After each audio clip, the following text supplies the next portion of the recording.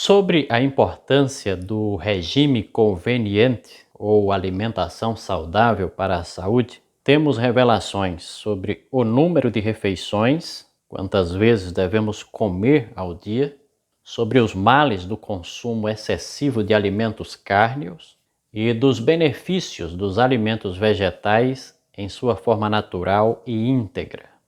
Sobre o número de refeições, lemos: é muito comum o costume das pessoas do mundo de comerem 3 refeições ao dia, além de comerem em intervalos irregulares entre as refeições. E a última refeição é geralmente a mais abundante e muitas vezes é tomada pouco antes de deitar-se.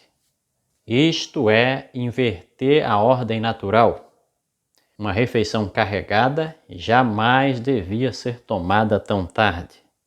Mudassem essas pessoas o seu costume e passassem a tomar apenas 2 refeições ao dia e nada entre as refeições, nem mesmo uma maçã, uma noz ou qualquer espécie de fruta, e o resultado seria visto em bom apetite e na saúde grandemente melhorada.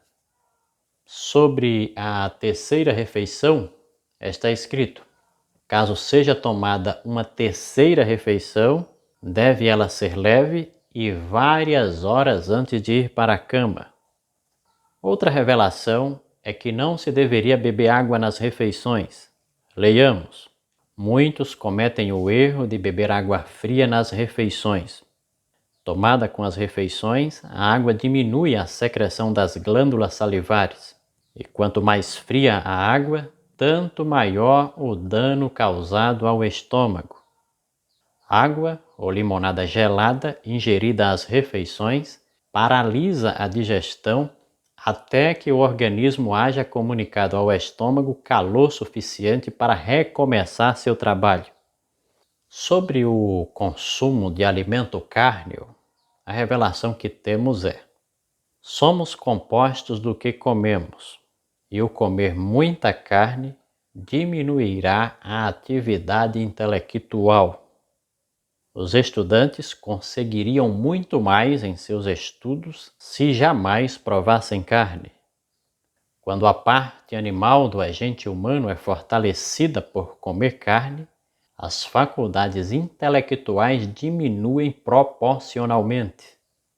A vida religiosa pode ser alcançada e mantida com mais sucesso se a carne for dispensada, pois este regime dietético estimula a intensa atividade, as propensões sensuais e debilita a natureza moral e espiritual. Temos a revelação que os pastores não deveriam adotar uma conduta que parecesse aos demais que não precisariam abandonar a carne. Veja o que está escrito: conquanto não façamos do uso da carne uma prova, conquanto não queiramos forçar ninguém a abandoná-la, é todavia nosso dever solicitar que nenhum pastor da associação trate levemente ou se oponha à mensagem de reforma neste ponto.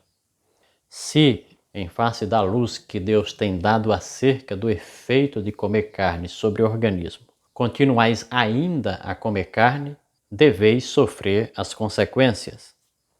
Não tomeis, porém, diante do povo, uma atitude que lhes dê lugar de pensar que não é necessário exigir uma reforma quanto a comer carne, pois o Senhor a requer. O Senhor nos deu a obra de proclamar a mensagem da reforma de saúde, e se não vos é possível avançar nas fileiras dos que estão dando essa mensagem, não deveis salientar isto, contrariando os esforços de vossos coobreiros, os quais ensinam a reforma de saúde, estáis deslocado, trabalhando do lado errado. Foi dada também revelações acerca de algumas doenças que o alimento cárneo poderia causar. Está escrito: segundo a luz que me é dada, o predomínio de cânceres e tumores é em grande medida devido a um exuberante regime alimentar com base em carnes. Hoje está previsto que de cada 4 cidadãos, terá câncer. E também existem estudos comprovando que o consumo excessivo de carne contribui para a formação de tumores no intestino. Outros alimentos da moda também foram desaconselhados. Veja alguns exemplos. Em geral, usa-se demasiado açúcar no alimento.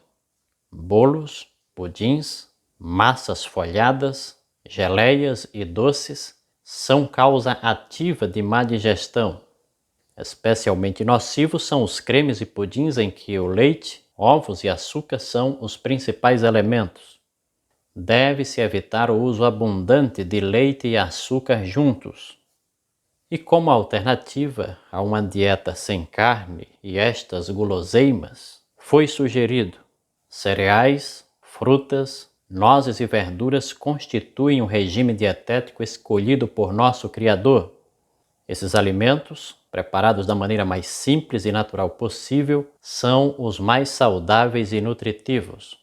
Proporcionam uma força, uma resistência e vigor intelectual que não são promovidos por uma alimentação mais complexa e estimulante.